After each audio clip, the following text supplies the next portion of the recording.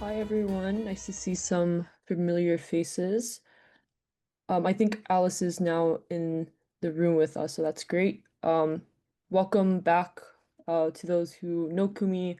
Welcome to those who are new to Kumi. My name is Tan, and thank you for joining us for our latest online gathering. If you're new here, I'll make sure to put a link in the chat to our YouTube channel, which is where we put most of our videos, as well as Sabil's website. So I'll provide those links. And today our topic will be on Bethlehem in the West Bank, and we're joined by Alice Kisiya.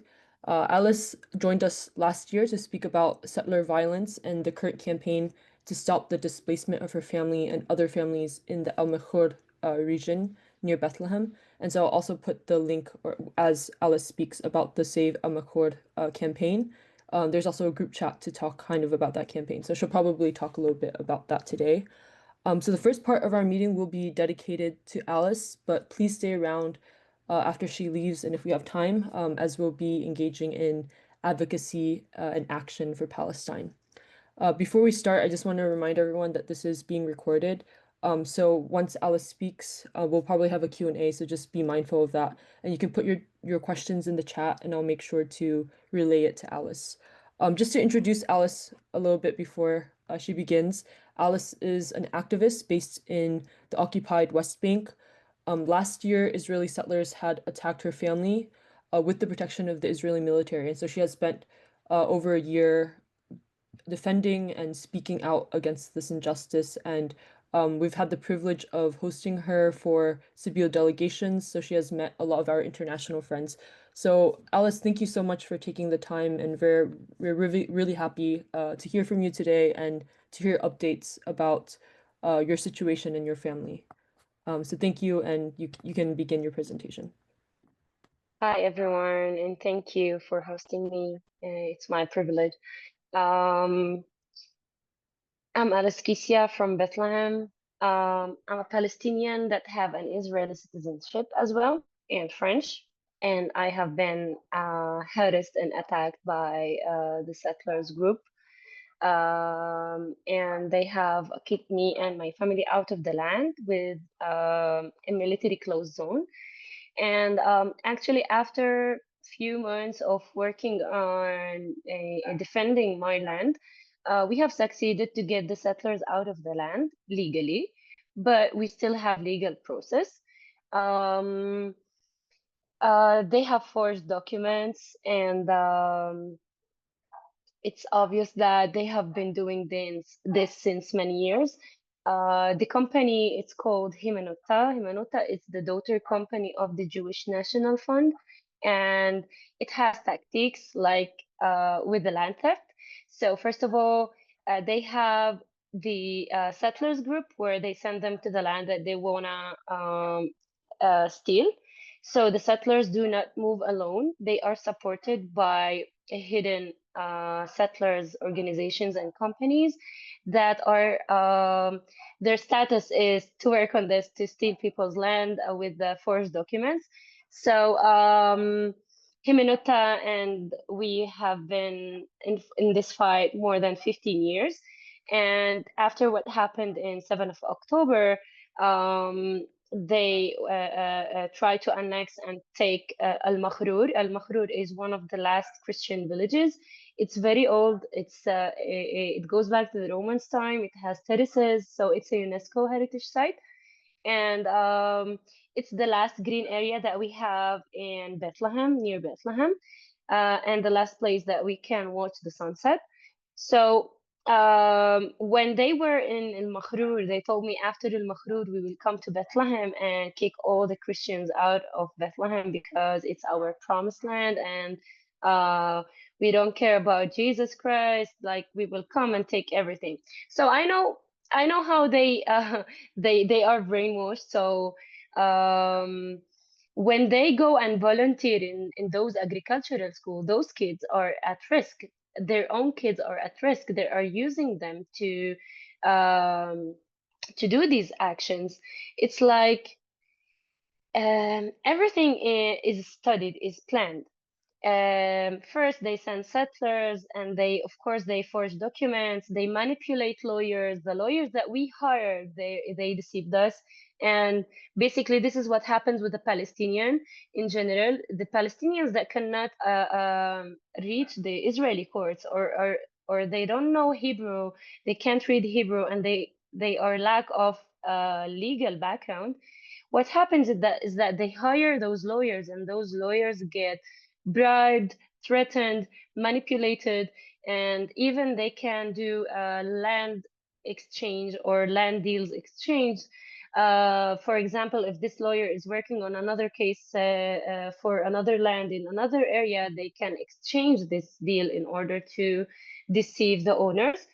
And this is a way also of stealing the land by the lawyer. Because in courts in general, whatever you have documents, it's very powerful. But the idea of the lawyer, it's risky. We have trust issues with the lawyers.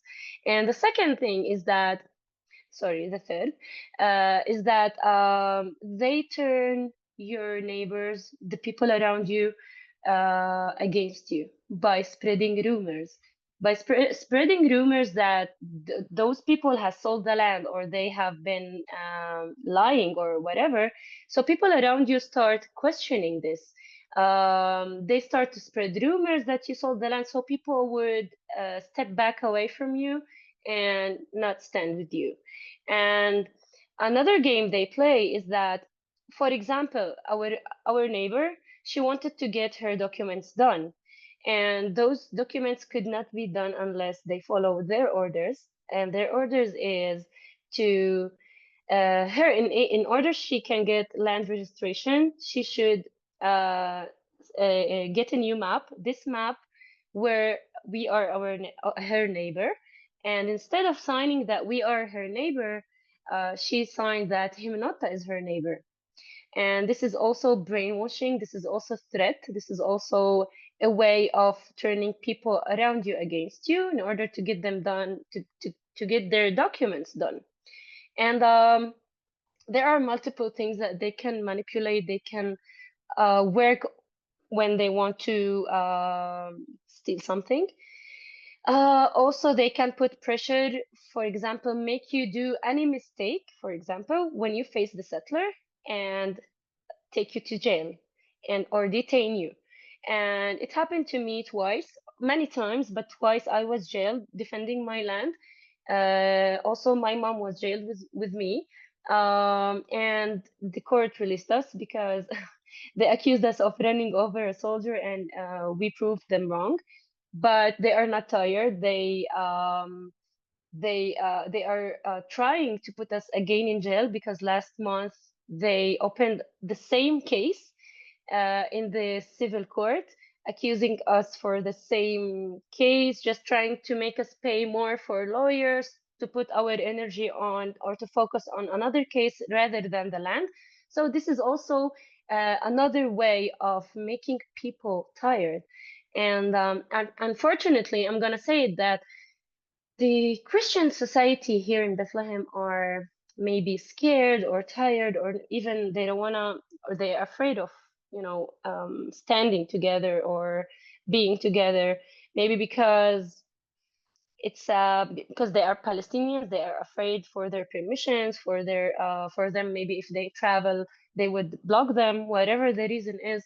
So that's why we need an international, especially Christian support around the world, because also what's happening in Taibe, they are attacking the Christian villages there, and it's time for the Western Christians to wake up, because as soon as Christians around the world wake up, they will lose all the support, because the support comes first from Christians from USA, from Europe. But what I see is that Christians, some of them are waking up, and it's good, but we need to put more pressure, more advocacy, more attention, because it's not a religious war. It's not Jewish Muslims. Uh, it's ethnic cleansing for everyone here, even for the Jewish themselves.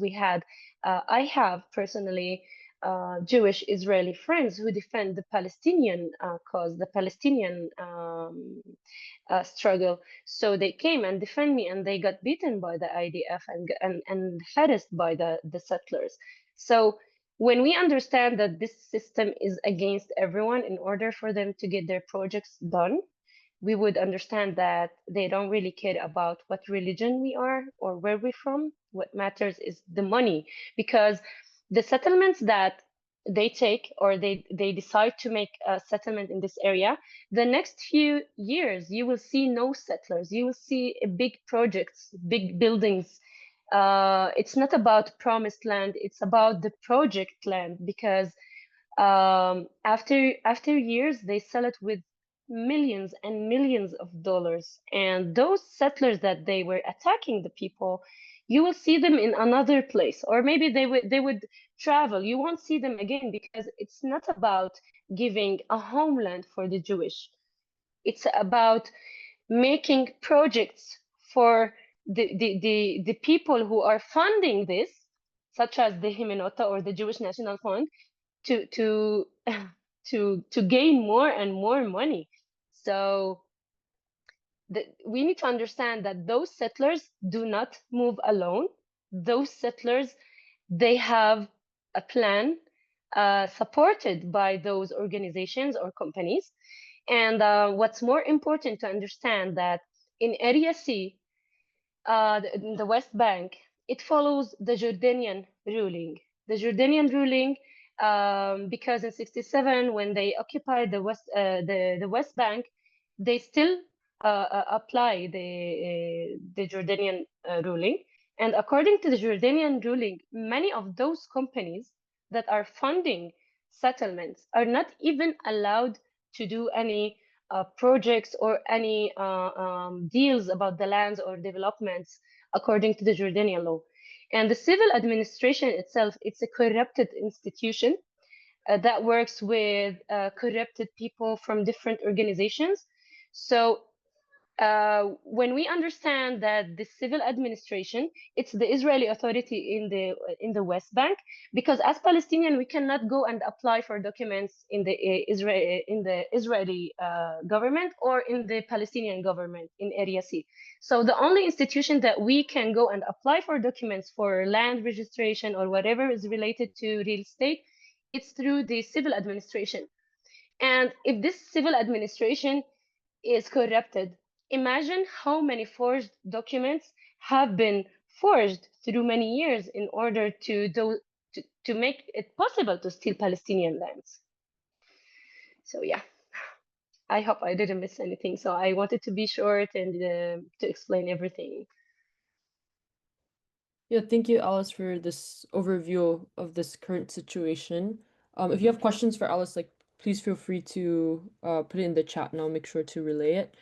But in terms of maybe other things that might be helpful for the audience, I know a lot of people have been following some of the news in the West Bank more broadly, but there's so many changes happening. So I wonder if you could talk also a little bit about the situation in the West Bank as a whole, especially like in the Northwest Bank, there has been more military expansions and invasions.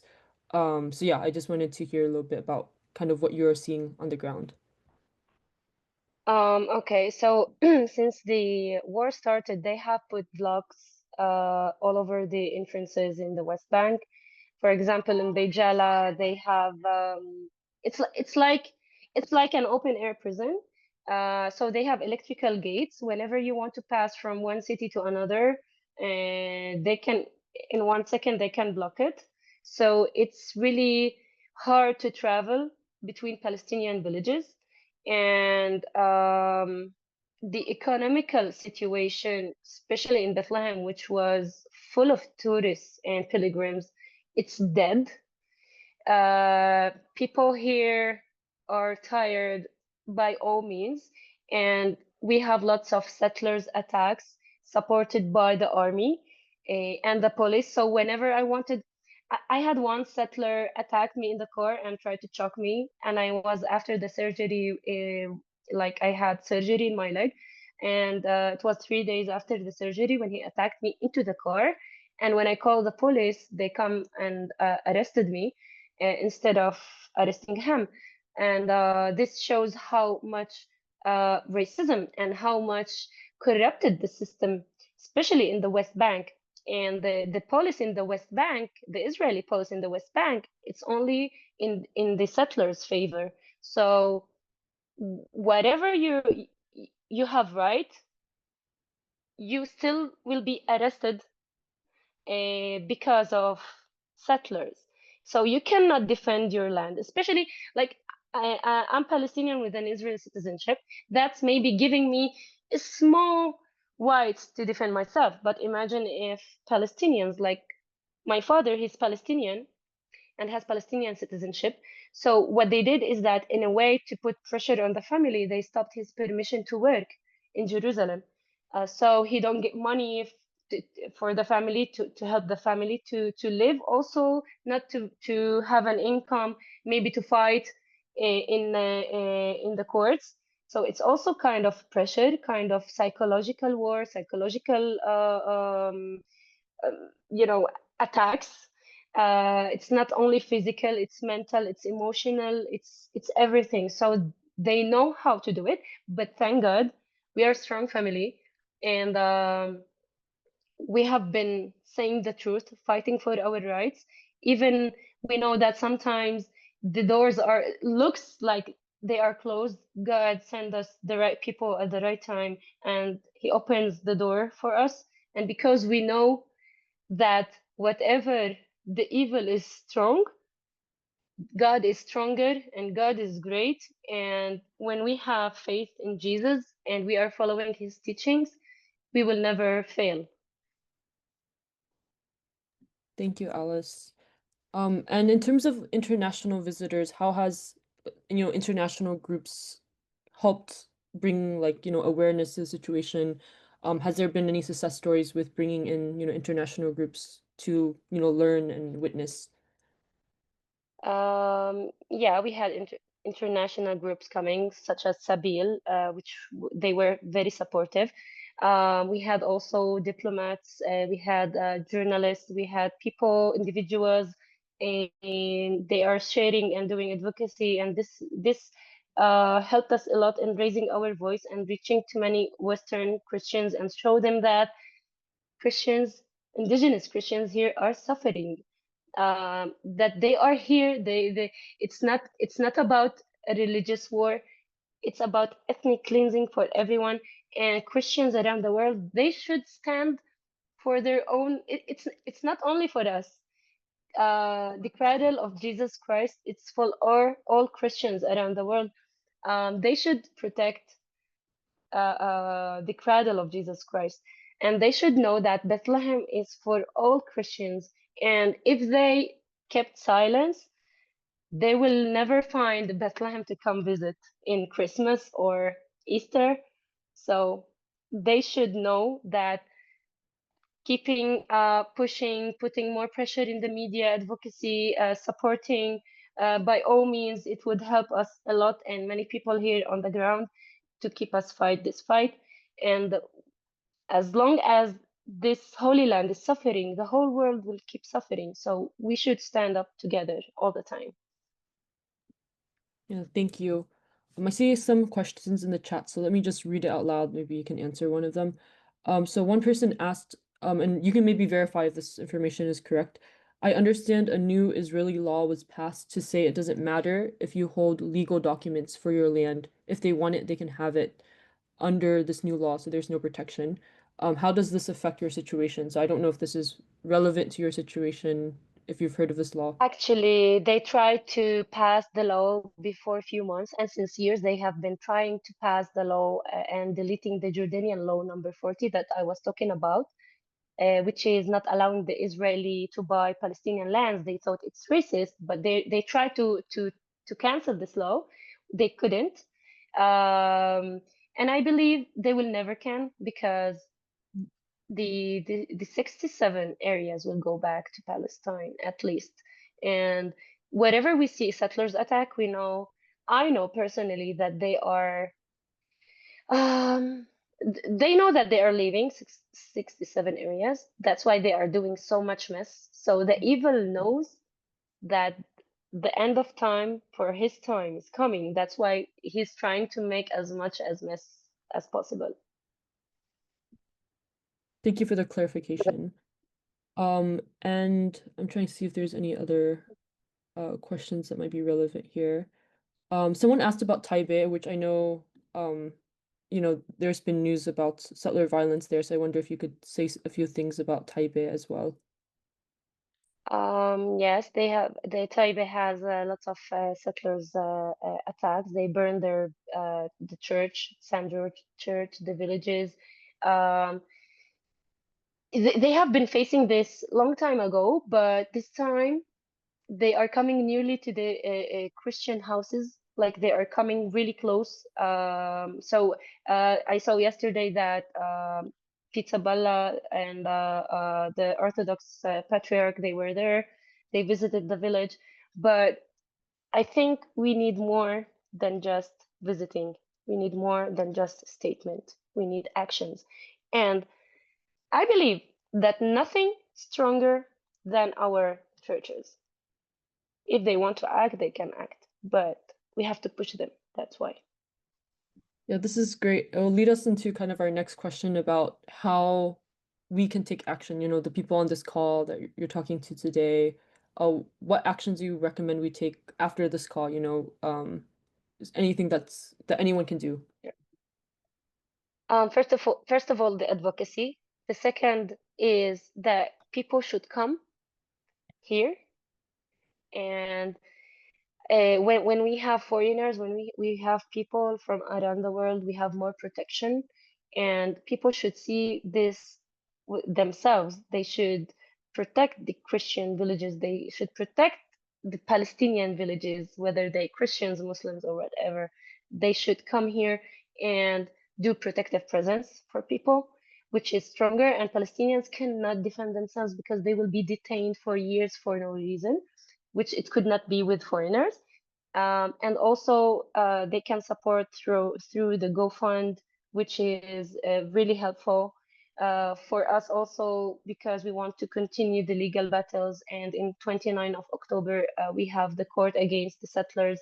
They are trying to put me and my mom in jail. So it's going to be very supportive if people could just push the GoFund in order that we could pay for lawyers to defend us in the courts. And keep sharing, keep our voices, high, everyone to hear it. And this is the most important things that they can do. Thank you, Alice. Where can we access this GoFundMe campaign? I can put it in the chat so people can click on it. Yeah, I can put it in the chat. I saw also a question about the Jordanian, if the Jordanian rule is the same as here's the GoFund. Okay. Yes, the Jordanian law is the Jordanian rule. I mean, yes, it's just Jordanian law. Um, since that the 67 is occupied, so it does not follow the Palestinian, neither the Israeli law. So it follows the Jordanian law, which is in force till now. That's why they tried to cancel this law in Knesset, which they couldn't because it will put more international attention, international pressure on them if they do so. So many companies that have been stealing Palestinian lands are illegal according to those to those Jordanian laws. Do I recall right that there were, yes, there were interfaith events. Yes, I just want to mention about the interfaith events. Actually, what made the campaign of Save al Makhrur very effective and very powerful, it's that I know everything looks political, but I tried to be far as much as possible from politics. I'm not a political person. I don't like politics, but I know politics and how it works. But I'm always fighting politics with interfaith events because when people are in masses, when people are connected and together, they cannot, the evil which controls everything cannot fight back the oneness of people. So people should do more and more interfaith events with different people, different background, different faith, different religions, which will make any resilience stronger, any struggle stronger to fight back even the settlers attack or whatever. Like the interfaith events were the best to fight back this kind of struggles. We have built a church, of course, in a Yeah, way of uh, I put also the link to Al Makhur, the website, which I think can give more people information, right, about the campaign. And again, the GoFundMe link is good. And I think this is gonna be a shorter session today for you. So I just, before you leave, if there's, any last things you want to say to our audience. Oh, actually, there's one person who said, "Can you address Virginia's question at 11:17?" So let me see what question that was before you proceed with your last comment. Okay, someone asked, what sort of impact do Christian voices like Mitri Raheb, Muther Isaac, Naim Atik, so Palestinian Christian leaders have locally in Bethlehem and the surrounding area across the mhm. West Bank? Actually, Munder Isaac, Father Munder Isaac, he was very supportive because he's always talking about the settlers. He ended the Zionist attacks or the Zionist ideology. So he was very supportive. He actually he has been with us many times in our interfaith events, and it gave us so much support.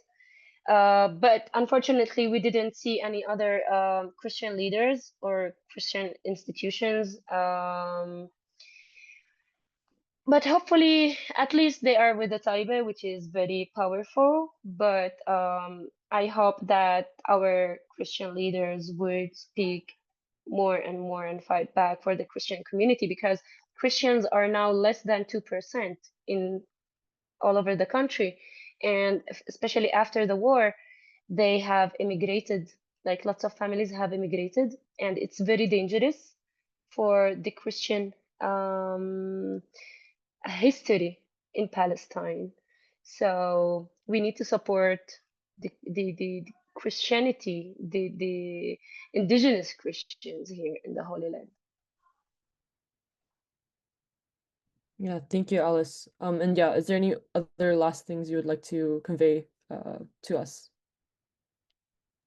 Um, Thank you for this opportunity to be here. And thanks for Kumi and Sabil. And it's really nice having your support, especially for the delegations that come here. I really appreciate that you are doing advocacy for us, and it's really helpful. And we need to keep pushing more and more. And for people who can share also the GoFund to help us with the legal battle fees, I would really appreciate that. And please, if you have people in the U.S. Department or politicians that you can write them, please do so. Thank you so God much, bless Alice, you. for taking. And we won't keep you any further. I'll try to encourage people to do these Thank you. actions with the links you sent. But thank you so much for your advocacy, and we will continue to do as we can to support. Love you. Thank you.